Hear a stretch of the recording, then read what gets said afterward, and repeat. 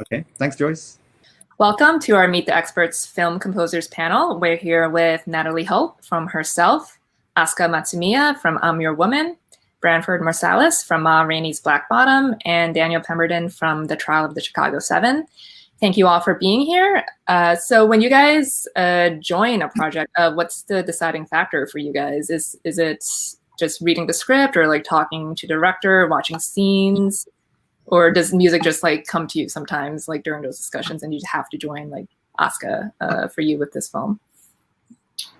For me, it's definitely how I connect with the script and the director. And if I feel like I can really give something more to what's existence. And I know when I read the script and when I speak to someone that it's not, something that's for somebody else or that's for me. And so that is really important for me to feel connected to a project and feel excited and feel inspired and feel like I also do want to challenge myself to something, like a new musical palette or a new emotional palette even. Yeah, I guess the same. Life would be boring if every job was the same, wouldn't it? It's the variety that keeps it interesting.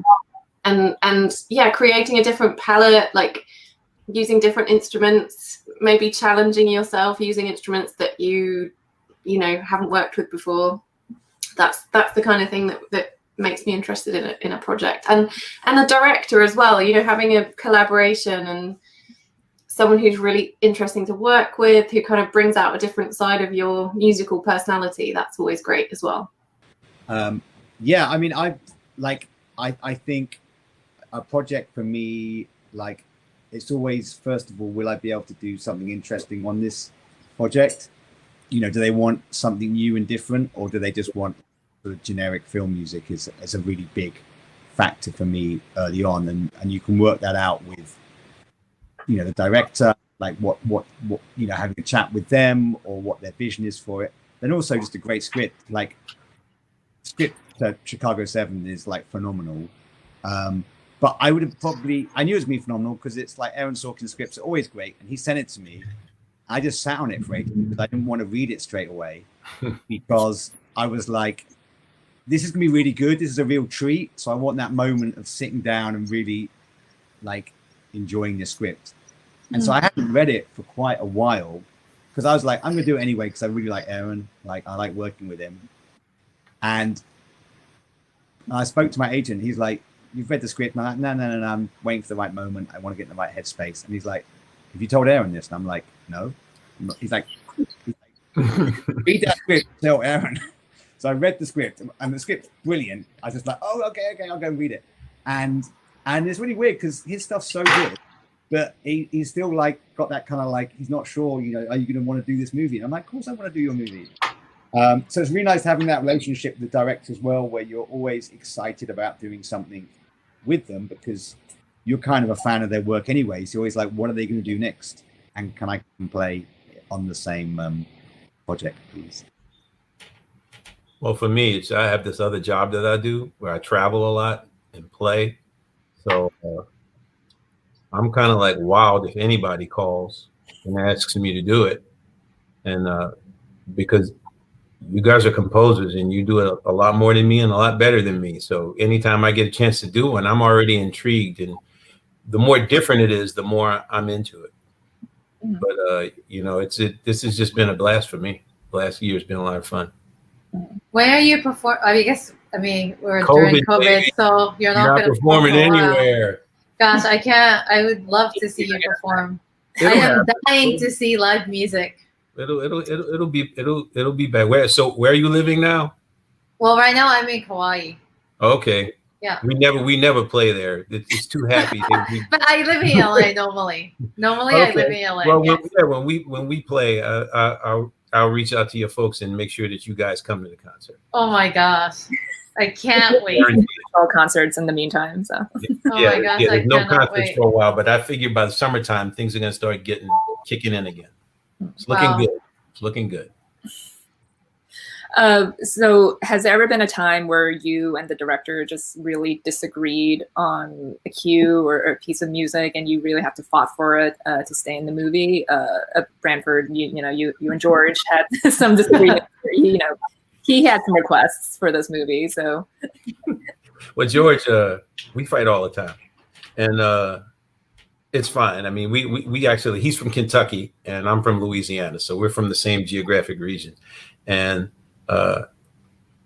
he understands irony and I understand irony, which makes us outcasts in the United States because Americans don't do irony very well. So we go at each other real dry in the sessions. And the best part is no one really knows that we're just, as the English would say, taking the piss. They think we're really kind of at each other. So we kind of milk that to the hilt. But George's musical palette is real specific, and you literally have to argue with him to try to get him to see it your way, and he'll let you write it. So we'll do it the way you want to do it, and I already know he's gonna reject it as soon as I'm finished with it. And I just learned to accept that. He said, I'm gonna write it. He's gonna say, no, too classical, get it out of here. So you wind up writing an hour and 45 minutes of music and multiple things, and he says, I want to give me another version, and I already know in my mind he's going to go right back to the first one as soon as it's done. But I understand him, I understand the process, and I love him, and it's great. We have a good time. I have a similar. Oh, go ahead. No, you go. I have a similar relationship with director Crystal Modell, who directed Skate Kitchen Betty and Wolfpack. We fight so much that one of the music editors said, I can't believe the way you guys speak to each other. Because sometimes it just gets so intense because she's so clear on what kind of music she wants, but she doesn't know how to express. So she'll say the most, very vague words to try to express music, which now I am more aware of, and I find it always. But to get to the place where we find the music that, like the trap gaze, it's us fighting and arguing, and it's a very crazy process. But we always find it, and we always have faith that will always get there. But yeah, it's a very crazy relationship we have. I think that's actually what you always need, is that kind of faith that yes, part of the process, because I'll argue with lots of directors, and I always think it's a really healthy sign if you can fight for things you believe in the film, they fight for their things, and you listen to each other's viewpoints. And you got to remember, everyone's got a different take on the film, and I'm as much think I'm always right, I'm not always right, and I might have things I think are a great idea, and it might be that the director has a different idea for a character or the story. And I always find it really healthy when you can have a relationship where you can say why you want to do something, you can push things, throw ideas out, and I can present things, and I'll be like, I don't care if you're going to kick this out, let's just try it. And they'll be like, okay, let's do it. And you have to be quite robust as a person, I think, to be a film composer, because most of your life is people telling you, yeah. I mean, that's how you push boundaries to make something that's new. That's the only way, because if nobody was doing that, you'll just create what's comfortable to you, and the only way is people really challenging. Yeah, I think that's a really good point, because I'm always trying to do projects where I don't really know what I'm doing, so I'm just I got an idea, let's just keep sort of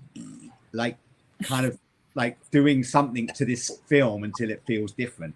And sometimes you make it too different or too weird, and it's this doesn't work. And I might be the first person to say that, but I think that's the best filmmaking. I think happens when there's a really you feel safe to say whatever you want with the people, and you don't feel scared or intimidated, but you're all serving the purpose of trying to make the best film and the most exciting kind of cinematic experience that you can.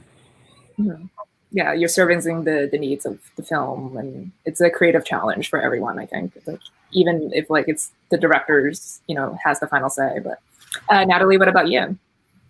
I was just thinking that the project that I did just before the lockdown was so nice, and it was, the director wanted to kind of, she said, when you're on set, you've got your DP and all the actors, and it's like a family because you're all there together, and then you go into post-production and it suddenly feels like everyone's off in their own space, and it just feels like people aren't working together quite so much, even though they are.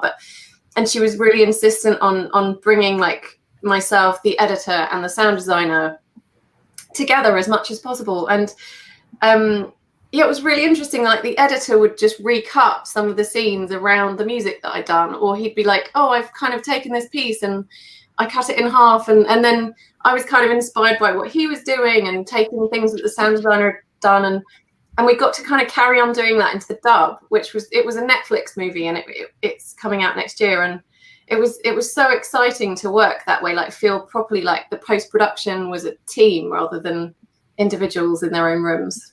Right. And finally, do you have a favorite score from a movie or a show that you listen to all the time? Not maybe necessarily for inspiration, but just for fun and because you love it so much? Daniel, let's start with you.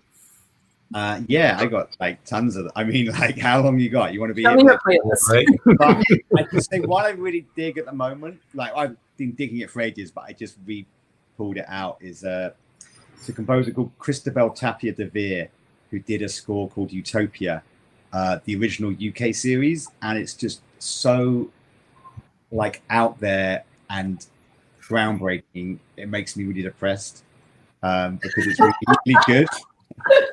And it's such an amazing score, and I really like him as a composer. I think he's very good at doing quite different, like, I think quite groundbreaking work, but in a way that still works in terms of storytelling, and it's exciting, and it's not just like abstract for the sense of it, but it takes like abstract elements into like solid films.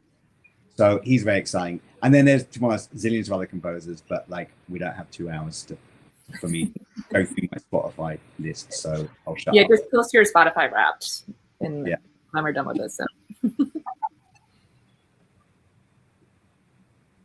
Who wants to go next? Or are you still thinking? Well, I'll go. The first soundtrack I listened to a lot. I was, Daniel knows about this because I talked about it. I was 9 years old when 2001 came out, and oh, so good. I didn't. I mean, I was playing clarinet in the youth orchestra, but I didn't know music that way. I didn't know that, Richard Strauss and Johann Strauss weren't related.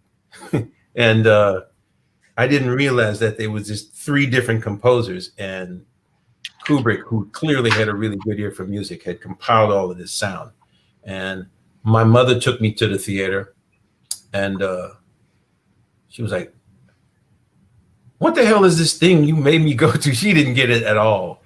And I was like, this is so great. And I got the soundtrack, and I would listen to it every day. It wasn't one of those stories where one day I'm going to be a film composer. It really wasn't that. It was just, this is like some great stuff, and I would just listen to it. And then a couple of years later, there was the one that Marvin Hamlisch did for The Sting, and I listened to that for an entire year. And then later on, it was the Shostakovich did one for Potemkin that I learned in a composition class, and Cliff Martinez did that music for the TV show The Knick, and I listened to that a lot. And there were just, like Howard Shore, I listened to a lot of his stuff. And when we did that thing with him, Daniel, I was just sitting there like, Howard Shore. So I didn't really say anything. I say, hey man, how you doing? So it's, I'm looking forward to, well, I mean, tonight I'm listening to Chicago 7 and Betty. So I'm going to be checking that out. Looking forward to those. Have you checked out Solaris by Cliff Martinez? I love it, man. Such an amazing score. I didn't know Cliff did that one, but I mean, the music is incredible on that. Yeah, the music is really incredible. There's a lot of, man, you guys are awesome, man. There's a lot of great composers out there now. You know, and it's really unique and different, and it's brilliant, and I'm learning a lot. And it's not, for me, it's not like, it's not a transactional relationship. Like, I'm going to start listening to you guys so I can steal your stuff, so I can start. I'm definitely going to steal your stuff, but it's not the movie. I'm going to do what the Borg do and just like take all this great stuff and assimilate it and use it in the stuff with my band. You know, so I'm looking forward to it. I want to hear the next concert then with all that stuff in.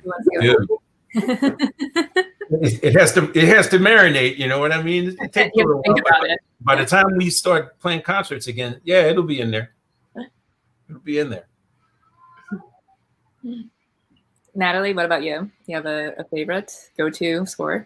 Again, like just too many to kind of condense into one, but I think John Williams is the man that started my whole career off, because I watched E.T. when I was 5 and just, it was in my head and I was obsessed with it, and I just was singing it, and that moment where the bikes lifted off, it was just, I just think John Williams is just a genius. I love him. So he's the reason I'm doing what I'm doing, but then just constantly inspired by, at the moment I'm working on a project. I'm listening to lots of BBC Radiophonics kind of stuff, like Delia Derbyshire, and I'm kind of really into kind of those early synths and theremins and stuff at the moment. So I'm kind of being inspired by that, and yeah, that's what I'm kind of listening to in my free time at the moment. But it's just so many people, like Cristobal's amazing. I loved his score for National Treasures as well. Like it